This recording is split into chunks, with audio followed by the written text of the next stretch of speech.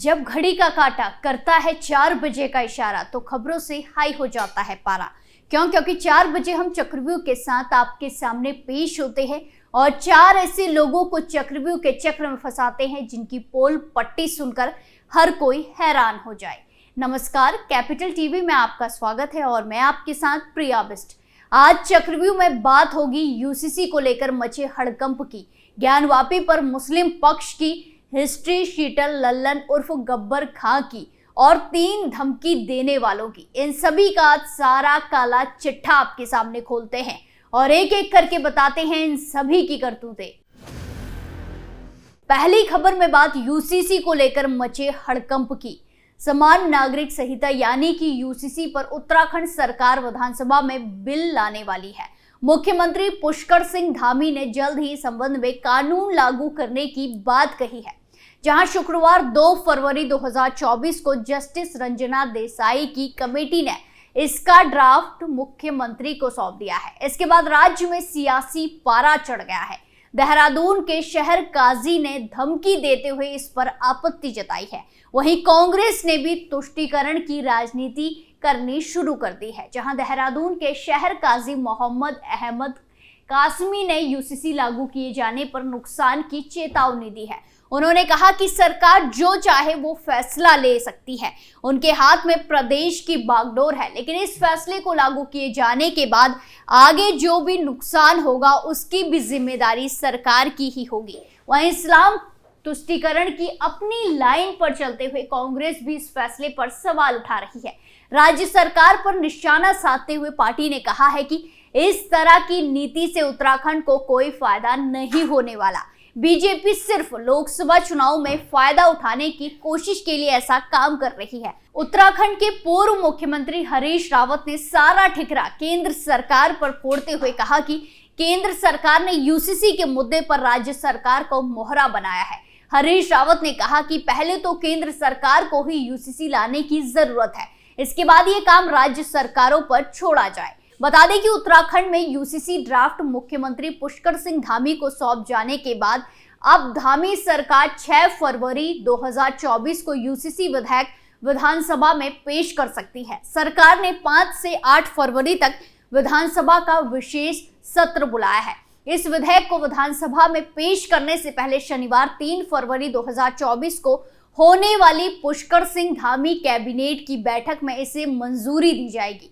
विधानसभा से मंजूरी दिए जाने के बाद इस विधेयक को राज्यपाल के पास भेजा जाएगा। राज्यपाल की मंजूरी के बाद उत्तराखंड समान नागरिक संहिता यानी कि यूसीसी लागू करने वाला देश का पहला राज्य बन जाएगा।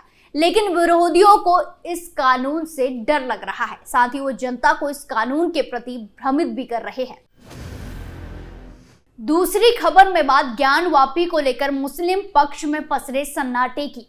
उत्तर प्रदेश के वाराणसी में हलचल काफी बढ़ गई है। वाराणसी की डिस्ट्रिक्ट कोर्ट ने ज्ञानवापी मस्जिद स्थित व्यास जी के तहखाने में हिंदू पक्ष को पूजा का अधिकार दिया था।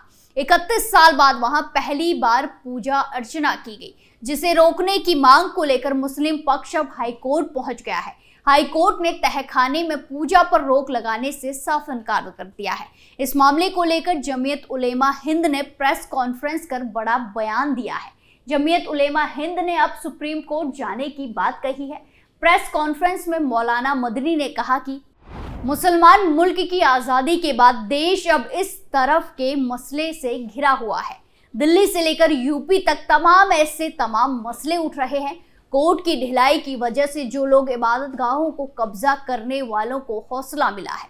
1991 के फैसले में बाबरी को दूर रखना भी ठीक नहीं था। सुप्रीम कोर्ट के इस फैसले ने जो रास्ता दिखलाया है तो लोग टूट पड़े हैं कि इस मस्जिद को कब्जा कर इनके लाइब्रेरियों को आगे लगाओ। वहीं आपको बता दें कि हाईकोर्ट का फैसला आने के बाद व्यास जी तहखाने में दर्शन पूजन जारी है। अगली सुनवाई पर मुस्लिम पक्ष 17 जनवरी 2024 के आदेश को भी चुनौती देगी। जहां हिंदू मुस्लिम पक्ष के बीच विवाद चल रहा है, वहीं कानून और प्रशासन सतर्क है, अलर्ट मोड पर है और जगह जगह पर सुरक्षा के इंतजाम किए गए हैं ताकि कोई अप्रिय घटना ना हो। अगली खबर में बात हिस्ट्री शीटर लल्लन उर्फ गब्बर की, जहां राजधानी लखनऊ में एक मामूली विवाद का अंत मां, बेटे और देवर की मौत के साथ हुआ। वारदात महिलाबाद थाना क्षेत्र के मोहम्मद नगर की है। दरअसल मोहम्मद नगर के रहने वाले फरीद और उसके परिवार के लल्लन के बीच पुश्तैनी जमीन के बंटवारे को लेकर विवाद चल रहा था। मामला एसडीएम कोर्ट में विचाराधीन है। एसडीएम ने लेखपाल रघुवीर यादव को पैमाइश करने के लिए भेजा था। पैमाइश के दौरान फरीद और लल्लन के बेटे फराज के बीच कहासुनी होने लगी। कुछ देर बाद लेखपाल से वहां चला गया। फरीद भी अपने घर लौट गया था। कुछ देर बाद लल्लन अपने बेटे फराज, ड्राइवर और अन्य लोगों के साथ फरीद के घर पहुंच गया। फरीद के चचेरे बेटे भाई मुनीर अहमद उर्फ ताज ने विरोध किया। तभी लल्लन ने फायरिंग कर दी। गोली सीधे मुनीर के गर्दन में लगी। वहीं फराज के असले से चली गोली फरहान के सीने में और बेटे हंजना की गर्दन पर लगी। दोनों की मौके पर मौत हो गई। मुनीर को सामुदायिक स्वास्थ्य केंद्र में लाया गया, जहां डॉक्टरों ने उन्हें मृत घोषित कर दिया। वहीं घर के सामने लगे सीसीटीवी कैमरे में वारदात कैद हुई है, जो अब सोशल मीडिया पर खूब ज्यादा वायरल हो रही है।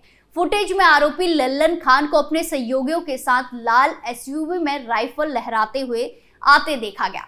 पुलिस ने कहा कि इसके बाद लोगों को परिवार के साथ बहस करते देखा गया था। देखते ही देखते बात इतनी बढ़ गई और आरोपियों ने फायरिंग शुरू कर दी। गोलीबारी के बाद से इलाके में दहशत का माहौल है और किसी भी अप्रिय घटना को रोकने के लिए इलाके में पुलिस अधिकारियों को तैनात किया गया है। वहीं पुलिस ने बताया कि लाइसेंसी राइफल और थार बरामद कर ली गई है, जिसमें वो इस घर में आए थे। आरोपी के कुछ सहयोगियों को भी पकड़ा गया है। पुलिस का दावा है कि जल्द ही लल्लन को भी पकड़ लिया जाएगा। पुलिस को पैमाइश की सूचना नहीं थी, इसीलिए मौके पर कोई पुलिसकर्मी वहां मौजूद नहीं था। परिवार के 3 लोगों की हत्या से न सिर्फ परिवारजन बल्कि पूरा गांव सदमे में है। तनाव के चलते इलाके में फोर्स तैनात कर दी गई है। बहन नजमी ने पुलिस अधिकारियों से मांग की है कि लल्लन का एनकाउंटर कर दिया जाए। आखिरी खबर शातिर बदमाशों से जुड़ी हुई है। उत्तर प्रदेश के गोरखपुर से मामला सामने आया है, जहां चिलुआ ताल थाना क्षेत्र के जंगल कोड़िया के पूर्व ब्लॉक प्रमुख को एक युवक ने फोन पर जान से मारने की धमकी दी है। पीड़ित की शिकायत पर पुलिस ने मुकदमा दर्ज कर लिया है। पुलिस के एक अधिकारी ने बताया कि जिस नंबर से कॉल आई थी उसको सर्विलांस पर लगाया गया था। पुलिस ने 3 लोगों को गिरफ्तार कर लिया है। दरअसल पूर्व ब्लॉक प्रमुख गोरख सिंह ने बताया कि उनके मोबाइल पर बीते 28 जनवरी को एक फोन आया था। फोन करने वाले ने कहा कि हमें तुम्हें मारने के लिए सुपारी मिली हुई है। साथ ही उसने कहा कि 50 लाख रुपए दे दो तो तुम्हारी जान बख्श देंगे।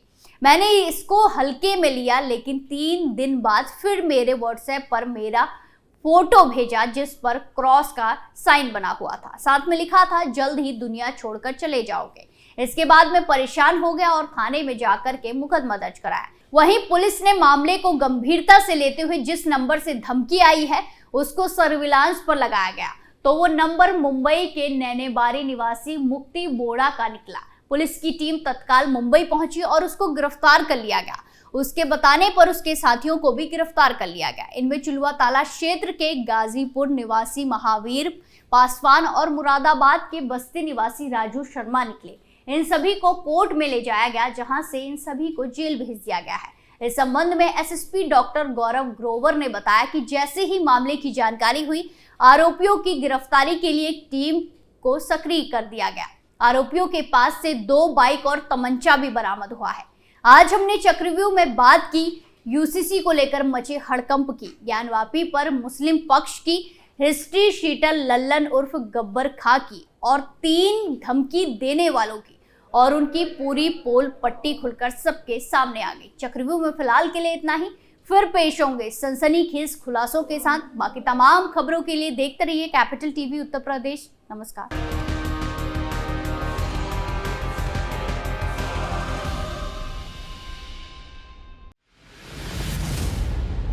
मैं राजनीति करता नहीं, पर राजनीति को बहुत गहरे तक समझता हूं। मैं लोगों के बीच रहता हूं, लोगों के मन को अच्छे से जानता हूं।